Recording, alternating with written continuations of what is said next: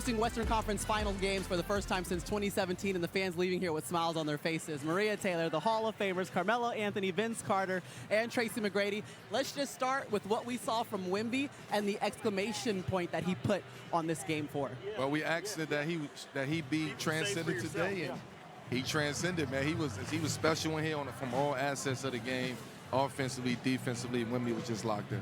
And the specific ask was being in the paint. It was tied in the points in the paint, 22-22 at half. They ended up winning. They scored 50 points in, total. And that's what you want. Get into the paint, and from there, you either spray out for open threes or finish and get fouled. And he did that. Set the tone. Attack, attack, attack, and stayed aggressive the whole game. Yeah, listen, 22 points he had at halftime, so we knew it was most certainly going to be a Wemby game. At the end of the day, 33 points in 31 minutes. Was that enough for you on your birthday, T-Mac? You got the win, right? Okay. That's what matters. Big one. On a day that T-Mac puts on a cowboy hat and says howdy. Yeehaw. Victor Yeehaw. Wembanyama. That's exactly what he does for the Spurs fans. Howdy, you get a win. Congratulations. And also, you got another chance to see Wemby.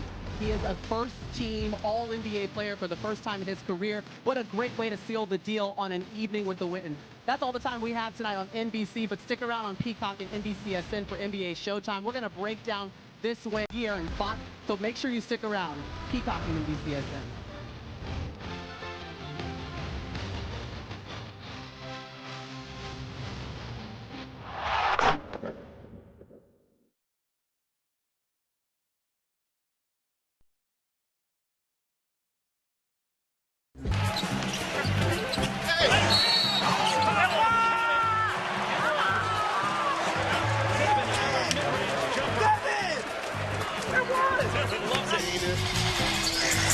Got me out of my seat. You run to the three-point corner.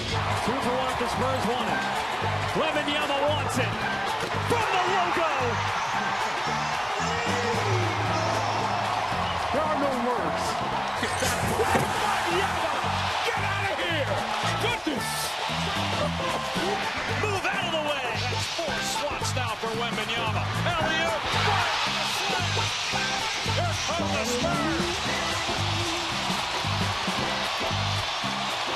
They've got a style that makes you smile. It's fun to watch play basketball.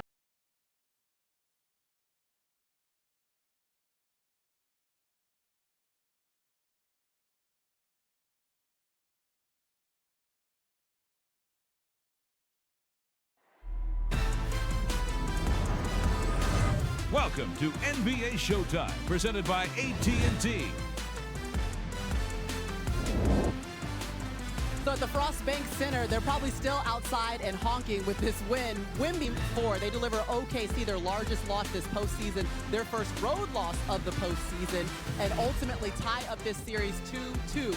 We are still here enjoying the Western Conference Finals courtside. Maria Taylor alongside the Hall of Famers, Carmelo Anthony, Vince Carter, and Tracy McGrady on his birthday, ladies and gentlemen. I've been saying it all show and all day. We'll keep going until midnight. Happy birthday, man. Yeah, so T-Mac, you get the first say in what we saw from Wemby. 22 points in that first half. You said he had to shoot it more than 15 times. He did exactly what you told him. We saw the best player on the court tonight. He gave us a performance that we needed to see in order for them to win this game. I thought he came out and set the tone. He was aggressive right at the gate. We talked about him being around the paint, being in the black, right? And that's where he got the work done. This whole series, that's where he got his work done. More efficient, more dominating in that area. And when you're dominating that area, what that does is going to open up for your teammates. And you had some guys that gave you some help tonight where you didn't have that before. Okay. Well, thank you, Vince. They can't see you, Vince, Yeah. but I saw him doing the. Thank you for swinging that over here. Thank you for swinging the ball over here, man. But just to give you a little bit more perspective on Wemby's approach today, let's talk about his mentality coming into this game and the way that he willed his team into this win, the way that he approached the game. Yeah. We saw him working out. We've been seeing Wemby work out pregame for, this whole series, but he walked out here, he ran out here with a different aura today. He looked like a ball player today. When he came out here. He was working out. He was locked in. He was smiling, too. It wasn't just all, dead serious moments. He was smiling and having fun with the game and enjoying the game. So with his dominant performance, to see him enjoying that dominant performance, it looked good tonight. It's interesting you said that about his workout because we watched his usual workout. When he got down to this end, usually the coach is saying, okay, we're going to go to the next drill. Tonight, he was like, no, let's go over here now. Now, okay, no, next drill. I'm done with this one. Next drill. I'm locked in. So he was running his drill, preparing himself for what he wanted to do tonight, and he did just that. So it was impressive to watch. He was ready to go. He understood. That's what superstars, that's what these guys we've done in the past. We understand what we need to do for our team from start to finish. I don't know what he said to coach, but I'm sure he said, nah. Man, Let me go. What'd he say? Stay mellow over there. Chill out. I got this. Look, from the house, the drive to the arena, being in that tunnel, like you're thinking, even though you're down 2-1, like as a superstar, you looking at this like this is an opportunity to maybe have a breakout game or have a historic game, a game that one, in history could remember. And for Wemby, he has that mentality where I'm not even worried about what's next. What's the next game? I'm thinking about how I'm going to attack, right? Where's my openings for myself, and how can I make my teammates better? Because he was talking about that. I need to make my teammates better. Well, he did that tonight just by being aggressive. Yeah, and listen, there's plenty of players who can have the mentality. They can say all the right things, but then there are players who meet the moment, and that's exactly what Victor Wembanyama was able to do in this game. Also of note, Oklahoma City only scores 82 points. That's their lowest scoring output since December 2021, guys. Yeah. That's huge to say what they were able to do on the defensive end as well. I mean, you could say Wemby, controlling the rim, being a rim protector, but the perimeter guys, they didn't give Shea or any of their shot creations. They didn't give them any room to operate. They were contesting every shot. I thought they were very intentional. I thought they were aggressive and physical on the defensive end. They set a tone differently than they had the previous games, and it was good to see. And it helps when you make baskets. You don't allow OKC to get out in transition and get fast break points. They only had 7 fast break points, 14 second chance opportunities. So that says a lot about their defense, but attention to detail, not allowing them to, because we know when OKC gets running, they don't just get layups and fouls, they get open threes from everyone. And OKC didn't look sharp tonight. In all aspects of the game. It seemed like they were just one step behind the Spurs all night. And I think San Antonio took advantage of them being one step behind them. Come on, fellas. Yeah, listen, there's De'Aaron Fox making his way over here. Come on, Ricky. You're not looking that bad. You look great. How's it Fastest going? man on the court, but walking slow. Boy, put some soft bottoms on. Right now. I'm making it through. Hey, look, De'Aaron, you're the steely veteran, basically. We were just happy to see you playing again in this series. You got to just tell us how you're feeling right now, being able to walk away with the win, but really your health, too, everything that goes into getting a win like this. I mean, morally, I feel great. Yeah. Obviously, coming into this game, felt like whenever we were up 2-1 and then we went there, you could see that a team was ready for their season to be done. And we don't feel that way. And then physically, like I said, I'm just getting through the days. I'm getting through the days right now. That's where I want to go with that. Sleep a lot. Because I got 2 kids. You are hampered. My bad. No such thing. No such thing. I got the recipe for that, but I got 4 of them. So with you being hampered with the ankle, Dylan is hampered as well. You guys are the 2 shot creators for your team, right? OKC has a bunch of those guys that comes off of their bench and they're shot creators. How much pressure you feel that it is on you because you guys are hampered to go out and perform at a high level? I mean, I feel like, throughout the course of the season, the reason that we won 60 games is because we were deep. We changed our starting lineup. I missed a bunch of games. Vic missed games. Dylan missed games. Steph missed games. And we were able to stay afloat because of the depth that we had on our team. And obviously, their bench is playing great. But for us, especially with me and Dylan being out there with the bench unit, we just try to create the best shot that we can get. It's not pressure. We've been doing it all year. Yeah. We've been doing it all year. All right. You were my. I was about to say, my vet. You were my rookie. I knew this was going. All right, you're my rookie. And the one thing we used to battle about is just holding you accountable because of your talent. Now that you're in that position, how do you do or manage that with the young guys like a Dylan Harper, who is extremely valuable to your team? I mean, man, these guys, the one thing I tell people all the time is, one, they're so talented, but they truly listen. Like, when I first crazy. You see how he said that? He told on himself right there. like, when they came in, they're like, bro, when I was in middle school, I used to watch your highlights, blah, blah, blah. I'm like, this is crazy. Yeah. I mean, Dylan was born in 06. Yeah. And Steph was 05 or 04. But when you hear that, one, it's like I'm still playing at a high level, but I can teach them things, but they have the talent, they have the size, they have the athleticism to go out there and just play off pure instincts. And I just want to give them little tidbits of how to get around, certain guys that I've played it against for years, or how to game the game, how to game some refs. Like, just give them little things like that. But they got all the talent in the world. We've all been in your situation where we the older guy on the team. We the vet on the team. I'm not even 30 yet, man. But hold on. They call you Unc on the team. And you boosted the average when you came back. Forget. With that being said, right, a lot of times we teach them. We teach the youngest. What are you learning from them in your position as a vet from the young guys? I mean, I think their footwork is phenomenal. Like, Dylan, and I feel like the last 3-4 years I've been one of the best guard finishers in the league. Yeah. And the way that he came in at 19 years old, man, it's crazy. I'm learning things from him. Steph, I can't learn too much from Steph, man. He 230, 6'6". Yeah, I can't learn too much from him. But Dylan, man, he's probably one of the better finishing guards that I've ever seen, just with my 2 eyes. He's rivaling guys like Kyrie, especially with, if you're just looking at percentage-wise, and then he can go up there and dunk on you too. So Here tonight. Yeah, that's something that I'm learning from him, just the footwork, the ability. I don't think Dylan knows what hand he is. Yeah. Like, we always talk about, do you want to go left? Do you want to go right when this is coming? And Mitch is like, I don't know. He's going left, spinning sometimes back. Dylan will say, I want to go left, and then Mitch is like, well, your numbers better going right. Like, I don't know what hand you want to use. But to do all of that at 19, man, is truly amazing. Oh, great problem. What a good problem. Great problem to have. But to do that at 19, man, the sky's the limit for him.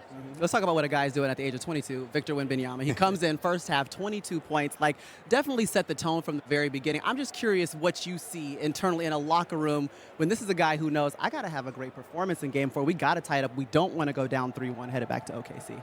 Everything that you hear about Vic is true. He don't want to see blue light after like 9 o'clock.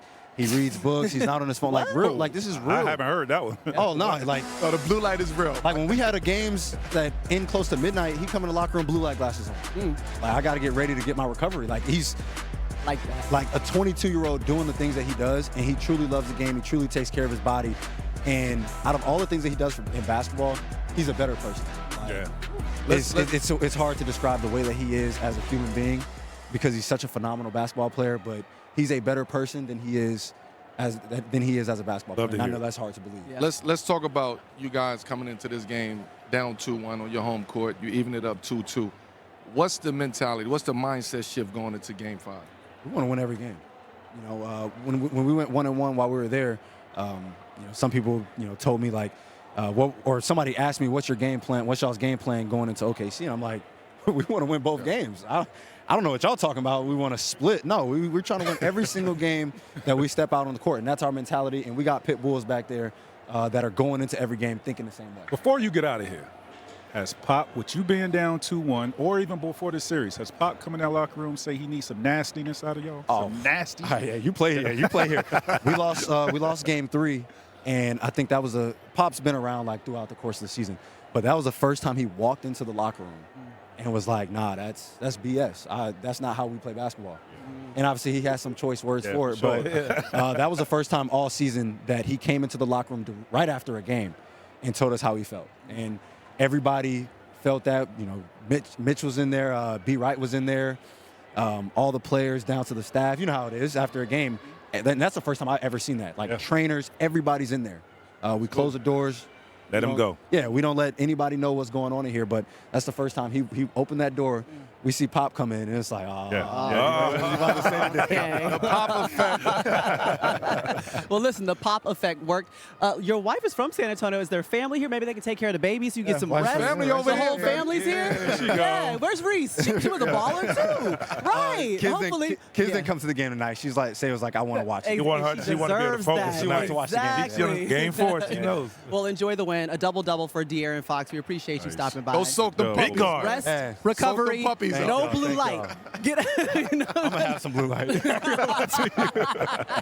I appreciate y'all. See you in OKC. Let's go back to the podium and hear from Victor Wembanyama, De'Aaron Fox's teammate. You right in front of you. OKC to 82 points which is a pretty low number in any game, let alone the conference finals. What did you see that you guys did defensively that was able to lock them down that way?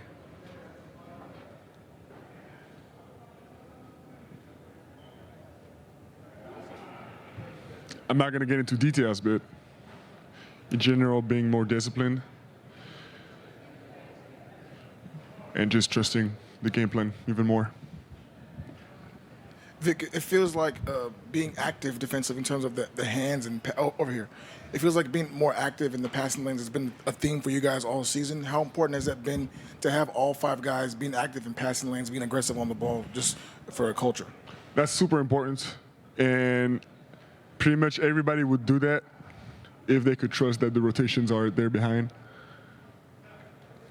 But we got good individual defenders, so when we connect individual and team defense, it holds team to low-scoring numbers. Hey, Vic, when you guys sort of play with that hit-first mentality, what sort of tone does it set, and how does it kind of carry over the course of a 48-minute game? I feel like we, as you know, with who we are, we need to start games like this. But it really doesn't mean anything for the way it holds. I mean, it helps for sure, but it's a whole nother type of effort to be consistent rather than just hitting first. Vic, to your right, those of us who watched you kind of mess around shooting half-court shots after shoot-arounds and practices, it doesn't seem like you make a whole lot of those when you're messing around. What did you think leading into that one, going into halftime? I was just thinking shoot to score. I wasn't messing around at halftime.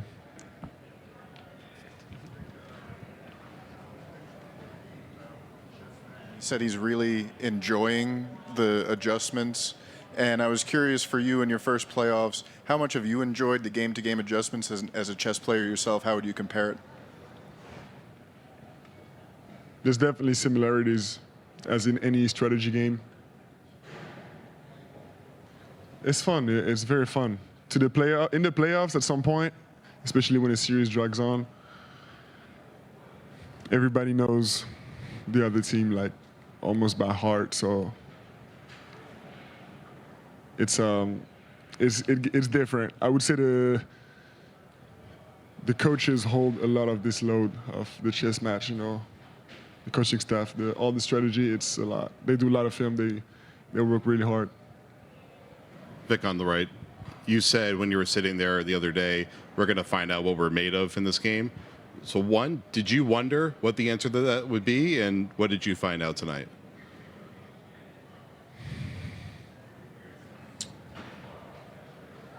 I didn't really wonder, no, because we didn't do nothing unexpected.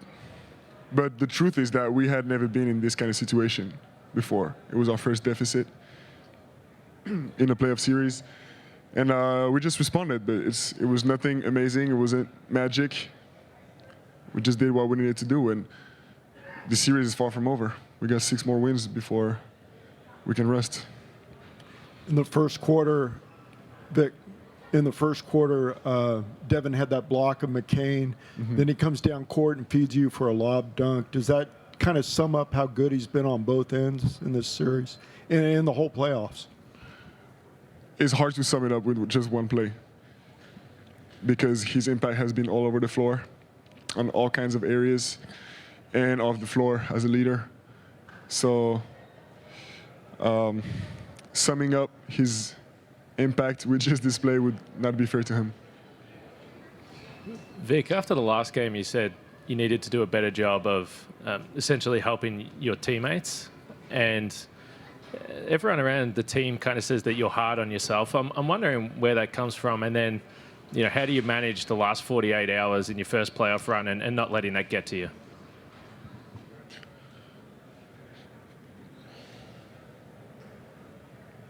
I don't know if I'm hard on myself. We all have high standards, and I know I have a lot of responsibilities, but I'm here for it. And yeah, it was better today. It wasn't perfect. But, we all of us, I'm talking like the whole organizations, we're going to have to do things that we didn't sign up for, I'm an employee to play basketball, but I'm not an employee to talk to whoever and find out answers to. we are going to do things like that, and that's why, as I was saying, I need to find ways to impact the game in many areas. Offensively tonight, Vic, how much of tonight was reacting to what the Thunder were doing defensively, and how much of it was you deciding from a certain moment, at the start of a possession, what you wanted to do and then kind of dictating it that way? It was a little bit of both. It's a balance we got to keep in. It's a balance that I think we had kind of wrong in earlier in this series. You got to spend the last 8.5 minutes of the game on the bench because you guys were ahead by so much. Is that helpful to you at this point in the series to grab that much rest? Yeah, of course. We'll get anything we get, any advantage, any edge, so we're going to use that. We need to rest. Defense, keeping them out of the paint for one, turning them over, getting out and getting easy baskets. That was one of the differences in this game, is that their attention to details defensively, not getting caught up in Shai's shenanigans. Would you say Shai's game plan? You can say well, the shenanigans back and forth with the fans, because that's what you hear on strategy. So, but my point is, he does a great job of manipulating the defense, getting the fouls. Now that you notice the detail was hands up and have them back. Mitch Johnson actually said, he was like, we were not as disciplined as we should have been on Shai in Game 3, and that was the difference. And you could see that was a point of emphasis, I feel like, in Game 4. Go ahead, Tim. You know what I loved about San Antonio's defense? We talk about the energy and effort, and you could see when Shai or whoever had the ball, when they're attacking, right, trying to break the shell, typically the weak side defenders or defenders that's not on primary on the ball, you kind of glued to your man, but you were watching the ball, but they were going and attacking Shai or whoever that ball handler was. You're not expecting that from a defender to come from different angles, right, when you're in the paint or attacking downhill. It was phenomenal that they gave that extra effort, which you didn't see in Game 3. Only a couple defensive guys know how to play that way. You know what I'm talking about, right? Caruso was one of them. Yes. And OKC have about 2 or 3 guys, especially in Stephon Castle. Anytime somebody is on that elbow, they just turn leave their their back, man. They go get hit. They scramble, and they help each other out. Right? Once one person scramble, everybody's in scramble rotation. So when that happens, it gives everybody confidence on the defensive end. We know Stephon Castle is going to take chances on the defensive end. We know Darren Fox is going to take chances on the defensive end, but that allows Wemby to go from corner to baseline, to top of the key, and just be a roamer. And I think tonight they allowed OKC, meaning they allowed Wemby to just roam defensively. He was getting through picks. He was trapping. He was getting back to the rim. He just was dominant on the defensive end. Also, they allowed San Antonio to use their hands a lot today, too. Because they set their tone early in the basketball game. Yeah, I mean, and to play that way, it takes extra effort. And I think that entire team understood we have to lay it on the line tonight. Or this series, we put ourselves in a tough situation, in a deeper hole to climb, and I think you could see the activity. If you're going to give yourself up, it was the next man rotating, and they were flying around, trying to take away the three-point shot, still not allowing them in the paint. Like, that takes a lot, and they did that tonight. Listen, we've seen a bench perform at the highest level. Yeah, right? Outscoring them by 119 points. So you better have the energy and effort and the intention of coming out and playing that way in a game where you're down. They took away OKC's kind of strength tonight. The bench, we talked about the bench, how deep they are. The bench didn't, they didn't give us nothing tonight. I would say that. Then they took away the road dominance of OKC. OKC on the road, they're dominant on the road. They took that away. For me, all the trends of OKC, that we've been talking about, the strengths. They took that away. They took that away. So now this is even. They got to go back to OKC. And to me, the pressure is on the Spurs to keep that up and go back to OKC and win on the road. Yeah, listen, ultimately the Thunder, they shot at 18% from 3. Wow. Yeah, they were 6 for 33. Yeah. 33% for the game, so the defense for the Spurs hit a different level. And now Mark Daigneault, he's got to go back to the drawing board, come up with the next adjustment. But first he had to stop by the podium to chat with the media.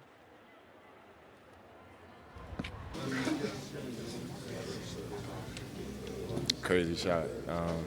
Big time shot. I think we came into halftime up like 12 because of that shot. After they started a run and cut it to 6 right before the half, so big time shot for sure.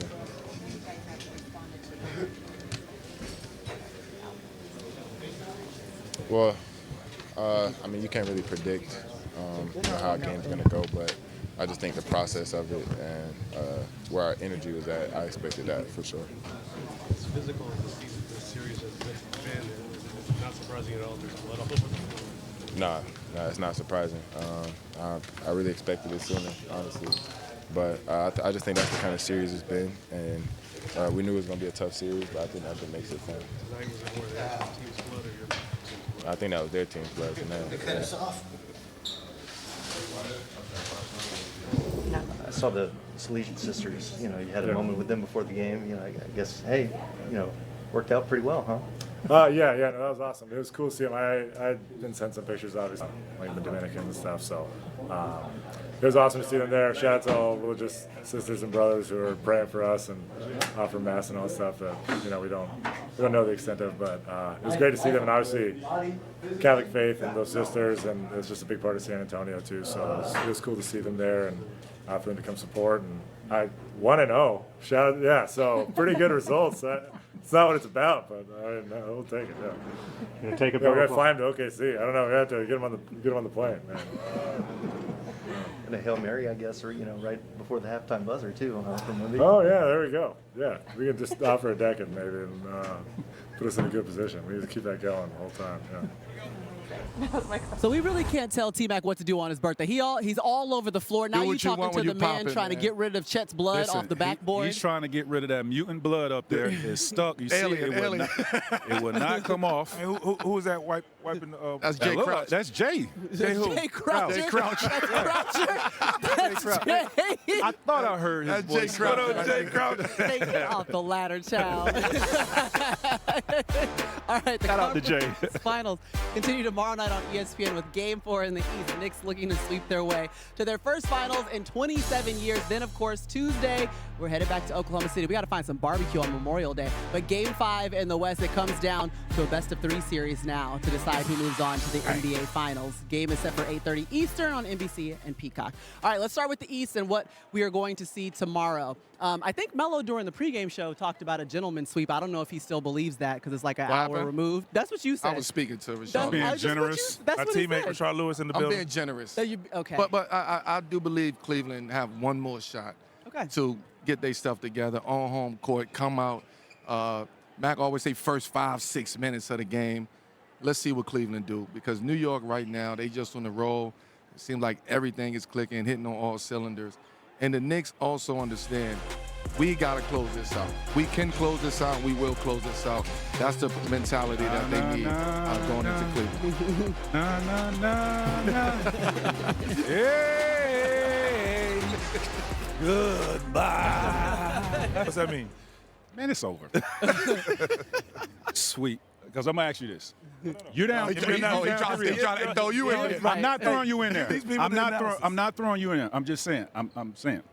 They're down 3-0. Yes. Right? Has anybody come back from 3-0? The numbers on It's never happened. The numbers, for the numbers are the 160. numbers. Happened. So you trying to tell me the 12 guys that's in that locker room right now believe that they're going to be the ones? they can win Yes, the they do. series? They do. I'm going to say Cleveland believe that they can still win. The team that threw in the towel early last game, in Game 3. They're getting their rest for Game 4. Okay, all right. No. It's over, man. The Knicks are clicking on all cylinders. They have too many guys playing great basketball. They have a guy that could get you 30 if he's going single coverage. If he's getting double teamed, he makes the right plays for his guys to do their thing, which they are doing. They have two guys shooting 60% on jumpers. That's Mikal and what's my other guy name? I'm sorry, NBC and our fans. But they have two guys shooting 60% on jumpers, 2-point jumpers. They're clicking, man. Cleveland, on the other hand, they don't know what they want to do, right? Donovan Mitchell don't know if he wants to be a scorer, if he wants to be a facilitator. Sometimes he's deferring to James Harden too much. No, my brother, you need to be the number one option, and you need to come in and attack right away, set the tone.